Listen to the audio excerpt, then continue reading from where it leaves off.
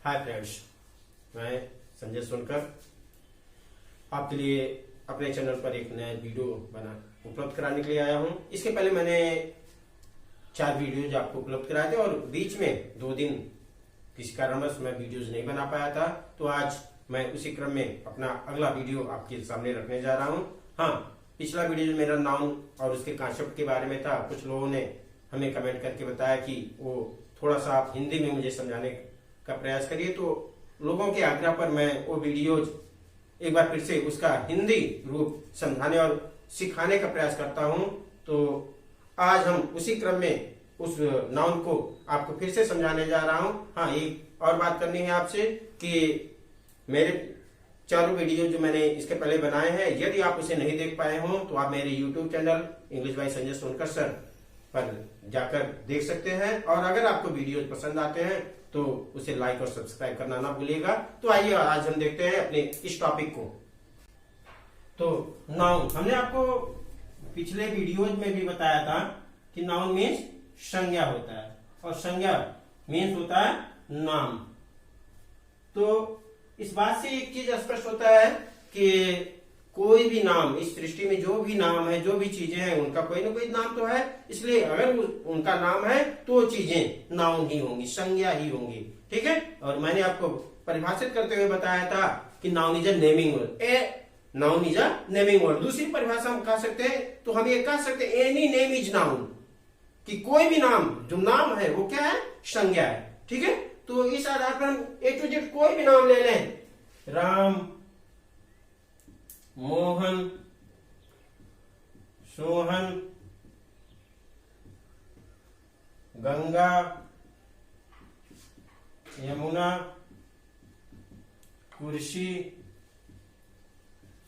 मेज, पहाड़,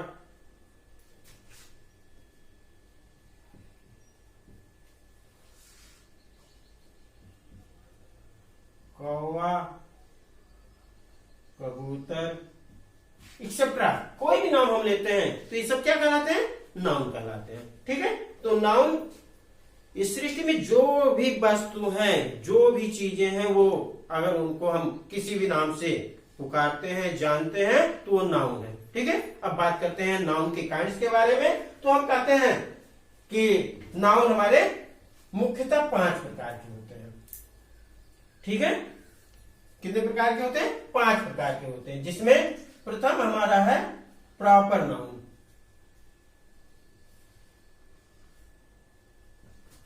यानी व्यक्ति वाचक संज्ञा। व्यक्तिवाचक संज्ञा यानी जाहिर सी बात है, किसी पर्सन के बारे में बात किया जा रहा होगा, किसी विशेष व्यक्ति के बारे में बात किया जा रहा होगा, तभी तो व्यक्तिवाचक हुआ। तो अगर हम इसको हिंदी में परिभाषित करना चाहें तो हम कह सकते हैं किसी व्यक्ति, किसी विशेष व्यक्ति, वस्तु, स्थान या जानवर के नाम को क्या कहते हैं, व्यक्तिवाचक संज्ञा कहते हैं। फिर से एक बार हम बात करते हैं, किसी विशेष व्यक्ति, वस्तु, स्थान या जानवर अर्थात प्राणी के नाम को हम व्यक्तिवाचक संज्ञा कहते हैं, प्रॉपर नाउन कहते हैं। जैसे हम बात करते हैं मोहन, तो कोई व्यक्ति है। गंगा, कोई नदी का नाम है। हिमालय,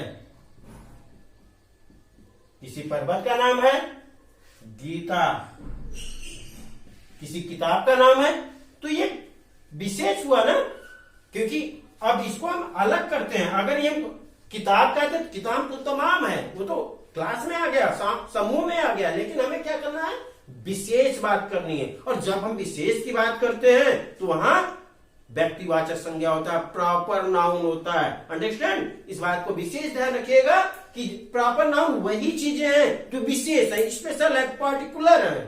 ठीक है। अगर वो चीजें पर्टिकुलर हैं, अलग हैं, एक हैं, तो उन्हें हम प्रॉपर नाउन की संज्ञा देते हैं, प्रॉपर नाउन कहते हैं। अंडरस्टैंड। चलिए दूसरा देखते हैं। एक सेकंड, इस बात को और एक चीज ध्यान रखिएगा बेटा कि प्रॉपर नाउन यानी अगर हम मोहन लिखते हैं, ठीक है, तो हम हमेशा इस बात का विशेष ध्यान रखिएगा कि प्रॉपर नाउन हमेशा कैपिटल लेटर में लिखे जाते हैं। प्रॉपर नाउन हमेशा कैपिटल लेटर में लिखे जाते हैं। अंडरस्टैंड? और एक चीज और ध्यान रखिएगा कि अगर वो किसी व्यक्ति पर आधारित है तो किसी अगर व्यक्ति पर आधारित है तो एक चीज ध्यान रखिएगा, उनके पहले हम आर्टिकल का प्रयोग नहीं करते हैं। जैसे हम मोहन लिखे हैं तो मोहन के साथ हम किसी भी आर्टिकल यानी ए, एन या दा का प्रयोग नहीं करते हैं। ठीक है? जबकि वही पर्वत, नदी, क्षिप्रा की बात आ जाए, जैसे हमने गंगा लिखा है यहां, तो गंगा जी पूरे विश्व में एक हैं, और जब वो पूरे विश्व में एक हैं तो यूनिक हुई ना, और जब यूनिक चीजें आई तो उनके साथ हम दा का प्रयोग करेंगे। ठीक है? इसी तरह गीता यूनिक बुक है, पूरे विश्व में अपना एक अलग मुकाम है, उनका स्थान है, इसलिए हम यहां भी क्या कहेंगे? द गीता। ठीक है? एक चीज हमेशा ध्यान रखिएगा कि प्रॉपर नाउन का पहला अक्षर हमेशा कैपिटल से होगा। अगर उसे हमने स्मॉल में लिखने की कोशिश की तो वो प्रॉपर नाउन नहीं रह जाएगा, तो हम उसकी गणना कॉमन नाउन के अंतर्गत करेंगे, ना कि प्रॉपर नाउन के अंतर्गत। तो इस बात का विशेष ध्यान रखिएगा कि प्रॉपर नाउन हमेशा कैपिटल लेटर के साथ आता है, यानी proper noun should be written always with capital letter in capital letter. Understand? And with proper noun no articles should be use. ठीक है? तो अब चलते हैं कॉमन नाउन की तरफ और देखते हैं कॉमन नाउन क्या होता है। कॉमन नाउन यानी कॉमन नाउन यानी जातिवाचक संज्ञा।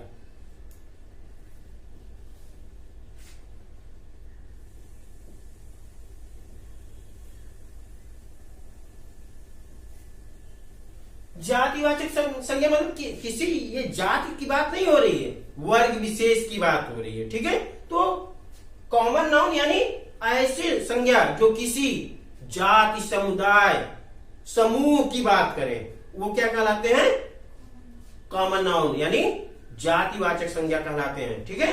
यानी common noun show indicated a group, caste और कम्युनिटी। ठीक है? तो इसी आधार पर हम बात करते हैं। अब कॉमन नाउन को हिंदी परिभाषा दें तो हम कह सकते हैं वह संज्ञा जो किसी समूह, जाति, किसी समूह या पूरे उस वर्ग, जाति का बोध कराए तो क्या कहलाता है? वो सॉरी जातिवाचक संज्ञा कहलाता है। ठीक है? जैसे हम बात करते हैं गाय की। ठीक है? तो गाय यानी पूरी गाय समूह की बात आई ना, यहां किसी विशेष गाय की बात नहीं आई। पक्षी की बात करते हैं, नदी की बात करते हैं, ठीक, पर्वत की बात करते हैं, लड़का, राजा, ये सब क्या है? किसी विशेष की बात हमने नहीं की। अब राजा की बात करते हैं तो तमाम आ सकते हैं, राम, मोहन, राम, श्याम, अशोक, अकबर, तमाम बातें आ सकती हैं। उसी प्रकार लड़के की बात करें तो राम, मोहन, सोहन एक्सेट्रा, तमाम लड़के की बात आती है। यहाँ हम किसी विशेष की बात नहीं किए ना, लड़का या हमने लड़की लिख दिया तो इसमें इसके अंतर्गत हर लड़की जात की जितने भी होंगी सबका बोध हो जाता है। और अगर इन्हीं को हम किसी विशेष में रख दिया, हमने राम लिख दिया तो ये प्रॉपर नाउन हो गए। तो एक चीज ध्यान रखिएगा, प्रॉपर नाउन और कॉमन नाउन में यही अंतर है कि प्रॉपर नाउन व्यक्ति विशेष की बात करता है, जबकि कॉमन नाउन उस पूरे वर्ग की बात करता है, उस पूरे जाति का बात करता है। अंडरस्टैंड? जैसे अब हमने बात किया लड़का, हमने लिख दिया, अब ये हमारा क्या हुआ? कॉमन हुआ है ना। अब अगर लड़के को हमने यहां राम लिख दिया तो मेरा क्या हो गया? प्रॉपर हो गया। अंडरस्टैंड? इसी तरह राजा, तो हमने राजा यहां क्या है? कॉमन नाउन है, और हमने ये लिख दिया अशोक, तो ये क्या हो गया? प्रॉपर नाउन हो गया। लड़की हमने यहां लिख दिया रिया, यहां तो समूह था ना, और यहां क्या हुआ? विशेष हो गया। इसी प्रकार हमने गाय, हमने लिख दिया यहां नंदिनी। ठीक है, अब ये क्या हो गया, प्रॉपर हुआ ना, जबकि ये क्या हुआ, कॉमन हुआ। पक्षी हमने लिख दिया यहां पैरट। ठीक, नदी हमने लिख दिया गंगा। पर्वत हमने लिख दिया हिमालय। तो हम कंपेयर कर रहे हैं ना कॉमन नाउन और प्रॉपर नाउन में, कि कॉमन नाउन क्या होता है और प्रॉपर नाउन क्या होता है। दोनों में अंतर स्पष्ट हो रहा है। जब विशेष किसी व्यक्ति विशेष की बात होगी, चाहे वो व्यक्ति हो, वस्तु हो, स्थान हो, जानवर हो, किसी प्रकार के विशेष व्यक्ति विशेष प्राणी की बात होगी तो वो प्रॉपर नाउन कहलाएगा। और जब किसी ऐसे नाउन का वर्णन किया जाएगा, किसी ऐसे नाउन के बारे में बात किया जाएगा जो उस वर्ग के समस्त प्राणियों के बारे में बताता हो, तो ऐसी कंडीशन में वो प्रॉपर कॉमन नाउन होगा। अंडरस्टैंड? तो कॉमन और प्रॉपर में अंतर आपको समझ में आया कि अभी कोई और दिक्कत है? अगर अभी और कोई दिक्कत हो तो आप बताइए, हम फिर से उसे समझाते हैं। चलिए एक बार फिर से देखते हैं। हमने आपको बताया कॉमन नाउन जातिवाचक संज्ञा। जातिवाचक संज्ञा यानी ऐसी संज्ञा जो उस वर्ग के समस्त प्राणियों का बोध कराए। ऐसी संज्ञा जो उस वर्ग के समस्त प्राणियों का बोध कराए, कॉमन नाउन यानी जातिवाचक संज्ञा कहलाता है। जबकि ऐसी संज्ञा जो किसी व्यक्ति विशेष के बारे में बताए वो क्या कहलाता है, प्रॉपर नाउन कहलाता है। दोनों में अंतर स्पष्ट हुआ, समझ में आया? ये अभी भी दिक्कत है? अभी भी दिक्कत हो तो बताइए, हम फिर से देखते हैं और देखते हैं कैसे आपको नहीं समझ में आता। दोनों में अंतर बस इतना है कि जब व्यक्ति विशेष की बात होगी प्रॉपर नाउन होगा, जब पूरे समूह की बात होगी तो कॉमन नाउन होगा। अंडरस्टैंड? चलिए, दोनों संज्ञा समझ में आ गया। अब चलते हैं तीसरे पार्ट पे और देखते हैं क्या होता है। ठीक है,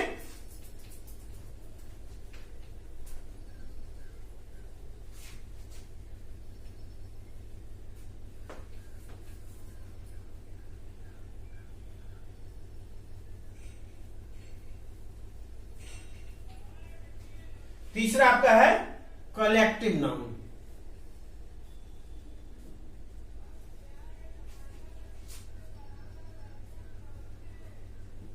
कलेक्टिव नाउन यानी समूहवाचक संज्ञा।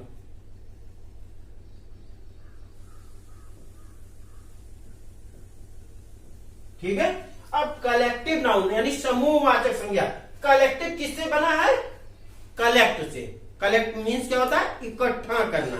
और उसी में हमने IVE लगा दिया तो हमारा यानी ये कलेक्ट है। ठीक है, कलेक्ट मीन्स क्या होता है? इकट्ठा करना, संग्रहित करना। और उसी में हमने IVE जोड़ दिया तो हो गया हमारा कलेक्टिव। ठीक है, यानी समूहवाचक। और अगर इसी में हम कलेक्ट में ही हम जोड़ दें ION कलेक्शन तो हो जाता है संग्रह। ठीक है, अंडरस्टैंड? तो एक चीज ध्यान रखिएगा, प्रायः IVE लगाकर हम दिए गए वर्ड्स को नाउन बना सकते हैं। इस बात का विशेष ध्यान रखिएगा कि प्रायः हम IVE लगाकर क्या कर सकते हैं, दिए गए वर्ड को नाउन में चेंज कर सकते हैं, बदल सकते हैं। फिलहाल बात करते हैं कलेक्टिव नाउन की।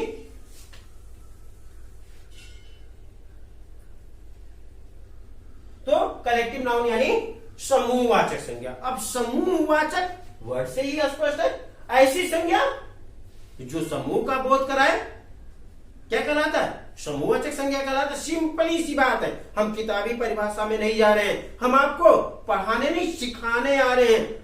उसको आपको रटाने नहीं, आपके दिमाग में सीधा प्रवेश कराने के लिए हम आए हैं। और आज हर कीमत पे आप ये कहोगे कि नाउन मुझे पूरी तरह से आ गया है। ठीक है, तो कलेक्टिव नाउन यानी समूहवाचक संज्ञा, ऐसी संज्ञा, परिभाषा दें, हम आपकी भाषा में ही परिभाषा दे रहे हैं। ऐसी संज्ञा जो समूह का बोध कराए क्या कहलाएगा? समूहवाचक संज्ञा कहलाएगा। ठीक है, जैसे हम कहते हैं क्लास यानी कक्षा। अब क्लास से वर्ड तो आया क्लास ना, और लेकिन हमने क्लास जैसे ही मेरे सामने आया, हमें एक चीज आ गया कि ये क्या हो गया, बच्चों का समूह, यानी छात्रों का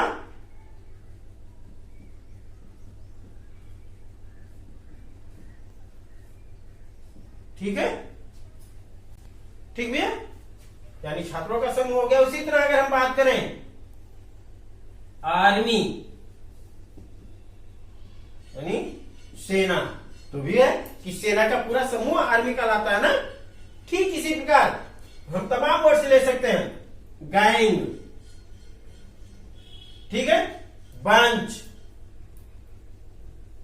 ठीक, फ्लीट,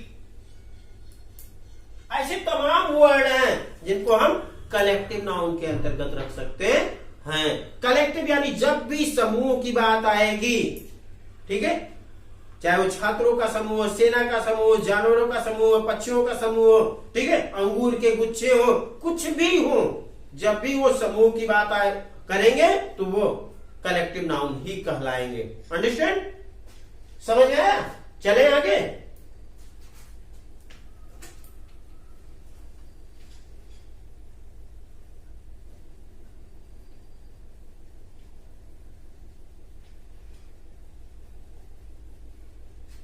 चलिए बात करते हैं मैटेरियल नाउन की।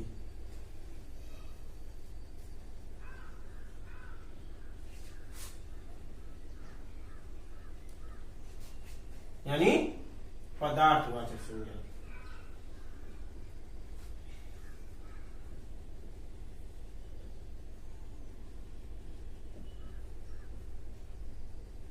ठीक है, मैटेरियल नाउन यानी पदार्थवाचक संज्ञा। अब पदार्थवाचक संज्ञा मीन क्या, जिससे पदार्थों का बोध हो, ठीक है, लेकिन कैसे पदार्थ, ऐसे पदार्थ जिनसे दूसरी वस्तुएं बनाई जा सकें, ठीक है, ऐसे पदार्थ जिससे दूसरी वस्तुएं बनाई जा सके क्या कहलाएंगी, पदार्थवाचक संज्ञा कहलाएंगे। अंडरस्टैंड, ऐसे पदार्थ जिनसे दूसरी वस्तुएं बनाई जा सके पदार्थवाचक संज्ञा कहलाती है। जैसे हम बात करें गोल्ड, ठीक है, तो गोल्ड मीन सोना, सोना यानी सोने से कई चीजें बना जा सकती है ना। जैसे हम अगर एग्जांपल दे दें,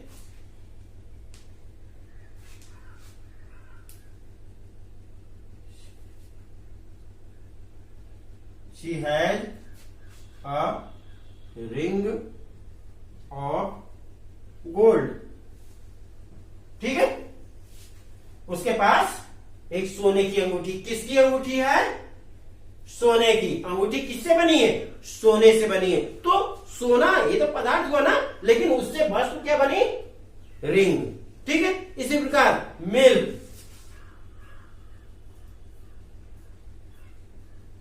मिल्क यानी दूध, ठीक है, सी made ice cream with milk from milk, ऐसी तमाम चीजें हैं। अब मिल्क की बात करें तो मिल्क, इससे आइसक्रीम बन सकता है, ठीक है, स्वीट बन सकती है, ठीक, घी बन सकता है, ठीक, ऐसे तमाम चीजें हैं ना जो मिल्क से बनाई जा सकती हैं। इसी प्रकार तमाम ऐसी वस्तुएं, यानी कुल मिला के हम कह सकते हैं कि वह वस्तुएं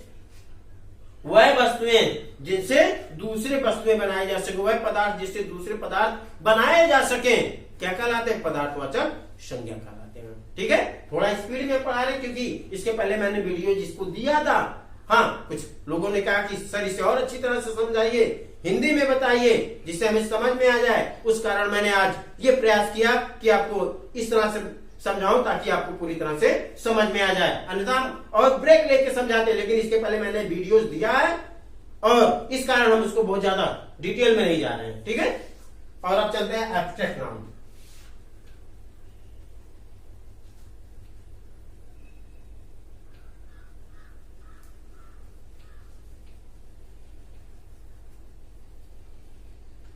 तो अब आते हैं, बात करते हैं बेटा एब्स्ट्रैक्ट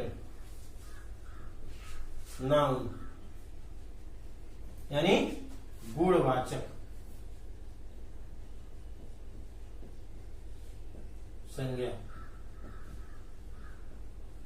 ठीक है, अब एब्स्ट्रैक्ट नाउन यानी गुणवाचक संज्ञा। गुणवाचक संज्ञा कहने का मतलब केवल गुणों का बोध नहीं होगा, गुण में दोष भी आते हैं। ऐसा नहीं कि केवल क्वालिटीज की बात करते हैं, डिसक्वालिटी की बात नहीं करते। ठीक है, तो कहने का मतलब ऐसी संज्ञा जिसमें व्यक्ति के गुण या दोषों का वर्णन किया जाए, ठीक है, उसे हम क्या कहते हैं? एब्स्ट्रैक्ट नाउन कहते हैं। ठीक है, एब्स्ट्रैक्ट नाउन गुणवाचक यानी इसको हम भाववाचक भी कर सकते हैं। और एक चीज ध्यान रखिएगा, एब्स्ट्रैक्ट नाउन को हम देख नहीं सकते, केवल महसूस कर सकते हैं, अपने सेंसेस से महसूस कर सकते हैं। ठीक है, ऐसा नहीं है कि कोई वस्तु हमने उठा लिया और कहा ये एब्स्ट्रैक्ट नाउन का एग्जाम्पल है। ठीक, इस बात का विशेष ध्यान रखिएगा। जैसे एग्जाम्पल हम देते हैं ब्रेवरी, ठीक है, बहादुरी। ठीक है, और एक चीज केयर करिएगा बेटा कि एब्स्ट्रैक्ट नाउन प्रायः एडजेक्टिव से बनते हैं। ठीक है, तो बहादुरी, अब बहादुरी यानी ब्रेव, ब्रेव यानी बहादुर। ठीक है बेटा, अब ब्रेव से ही बना क्या? ब्रेवरी। अंडरस्टैंड? इसी तरह अगर हम कहें कावर्ड, ठीक है, कायर। अब इसी को हम कह सकते हैं कावर्डिस, कायरता। ठीक है, तो ये कायर एडजेक्टिव कैसा है? कायर। लेकिन अगर उसी को हम कावर्डिस बना दिए तो क्या हो गया? एब्स्ट्रैक्ट नाउन हो गया। ठीक है, समझ आया? तो आज हम केवल आपको डिटेल में नहीं जा रहे हैं, आज आपको हम केवल समझाने के लिए आए हैं कि नाउन क्या होता है, कैसे होता है, उसका प्रारूप क्या होता है, उसका स्वरूप क्या होता है, ये बताने के लिए हम आज आए हैं। ठीक है, आज हम इसीलिए आप देखोगे परिभाषित नहीं कर रहे, डिफाइन नहीं कर रहे, केवल ओरली आपको बता रहे हैं कि क्या होता है, कैसे होता है, क्यों होता है, इसमें क्या पहचान होती है, हम इसे कैसे अनुभव कर सकते हैं, कैसे जान सकते हैं। ठीक है, अब चलिए और आगे देखते हैं। ठीक है, चलिए अब देखते हैं थोड़ा सा। हमने आपको पिछले वीडियोज में दो नाउन के बारे में और चर्चाएं की थी। ठीक है, एक था कॉन्क्रीट। ठीक है, अब एक कॉन्क्रीट नाउन सुनने में अजीब लगा होगा कि ये कहां से आया। भैया ये जो है ये आपका एब्स्ट्रैक्ट का ही एक भाग होता है लगभग। ठीक है, और ऐसे नाउन जिनका हम अपने 5 ऑर्गन, सेंस ऑर्गन से अनुभव कर सके, जिन्हें देख सके, महसूस कर सके, उन्हें ही हम कॉन्क्रीट नाउन कहते हैं। अंडरस्टैंड? हमने आपको पिछले वीडियोज में एक एग्जांपल दिया था रेन का। ठीक है, अब रेन की बात करते हैं, रेन मीन्स वर्षा। तो जब वर्षा की बात करते हैं तो वर्षा की जब बूंदें गिरती हैं तो उनसे आवाज होती है, यानी हम उसे सुन सकते हैं। ठीक है, अंडरस्टैंड? अब वर्षा की बूंदें सुन सकते हैं, उसके बाद अगर वर्षा की बूंदें हमारे शरीर पर गिरी तो हम उसे महसूस कर सकते हैं।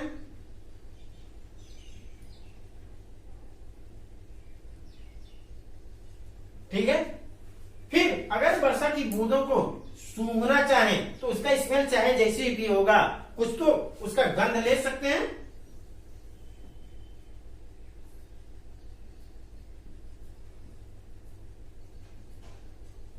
ठीक है, अब अगर उसी को हम पीना चाहें तो उसका स्वाद भी हमें मिल सकता है।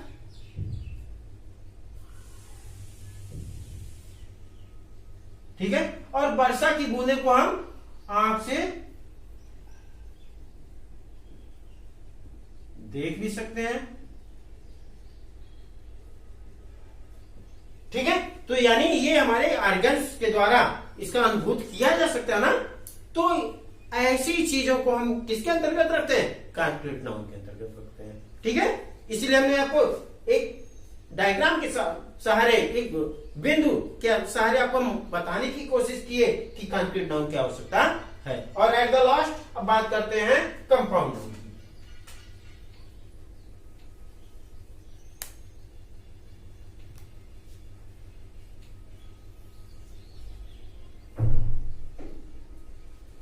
हम बात कर रहे हैं किसकी?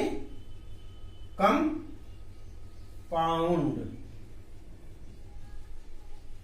नाउन, यानी कह सकते हैं कंपाउंड। साइंस की भाषा में भी हमने कंपाउंड मीन्स क्या होता है? यौगिक। ठीक। और अगर हम बात करें तो कंपाउंड में संयुक्त भी हो जाता है, ठीक है। तो ऐसे नाउन जो एक वर्ड में ना होकर बल्कि 2 या 3 वर्ड्स में आते हैं, ठीक है, क्योंकि अक्सर संज्ञा हमने क्या देखा, एक नाम देखा, एक वर्ड देखा ना, लेकिन ऐसे संज्ञा, ऐसे वर्ड, ऐसे नाउन जो एक के बजाय 2 या 3 वर्ड्स में आते हैं, उन्हें हम कंपाउंड नाउन के अंतर्गत रखते हैं। अंडरस्टैंड? फिर से एक बात हम कह रहे हैं, ऐसे नाउन जो एक शब्द के बजाय 2 या 3 शब्दों में जिनका वर्णन हो, जिनको बताया गया हो, वो क्या कहलाएंगे? कंपाउंड नाउन कहलाएंगे, ठीक है। जैसे बात करें तो हम बात करते हैं पोलिसमैन। अब देखिए पोलिस और मैन 2 वर्ड मिलके बना ना, तो ये क्या हुआ? कंपाउंड नाउन हुआ। अब बात करें आगे, सिस्टर इन लॉ, ठीक, ऐसे हो जाएगा मेजर जर्नल, ठीक। ऐसे तमाम वर्ड है, यानी कहने का मतलब है कि वो संज्ञा जो 2 या 2 से अधिक शब्द लेकर आए, क्या कहलाएगा? कंपाउंड नाउन कहलाएगा, ठीक है। तो आज हमने इस तरह से देखा कि संज्ञा क्या होते हैं, उनका स्वरूप क्या होता है, उनको हमने जर्नल भाषा में परिभाषित करने की कोशिश की है। और मुझे लगता है, जहां तक मेरा मानना है कि आज ये वीडियोज आपको काफी हेल्पफुल होंगे और काफी आपको समझ में आया होगा। आज के बाद मुझे नहीं लगता कि आप यही कहोगे कि मुझे नाउन नहीं आता है। नाउन के बारे में आज हमने इसीलिए जब भी हमने इसके पहले भी एक वीडियो बनाया था, परिभाषित किया था, सब कुछ किया था, लेकिन हमने सोचा कि आपको और अच्छी तरह से समझाएं और अच्छी तरह से ये आप सीख लो, इसलिए हमने ये वीडियो एक बार फिर से बनाया आपके लिए। और मुझे उम्मीद है कि आपको जरूर पसंद आएगा, ठीक है। अगले वीडियोज में हम कोशिश करेंगे अब कि और हम कुछ नया चीज लेके आए, और हम अगले वीडियोज में आपको नाउन के फंक्शन के बारे में बताएंगे, जो कि हमारा नेक्स्ट वीडियो होगा। तो जाने से पहले मैं आपको एक बात कहना चाहता हूं कि अगर ये वीडियो आपको पसंद आया हो तो आप इसे लाइक और सब्सक्राइब करिएगा, और अगला वीडियो हम शीघ्र ही आपके सामने उपलब्ध कराएंगे। तब तक के लिए गुड बाय।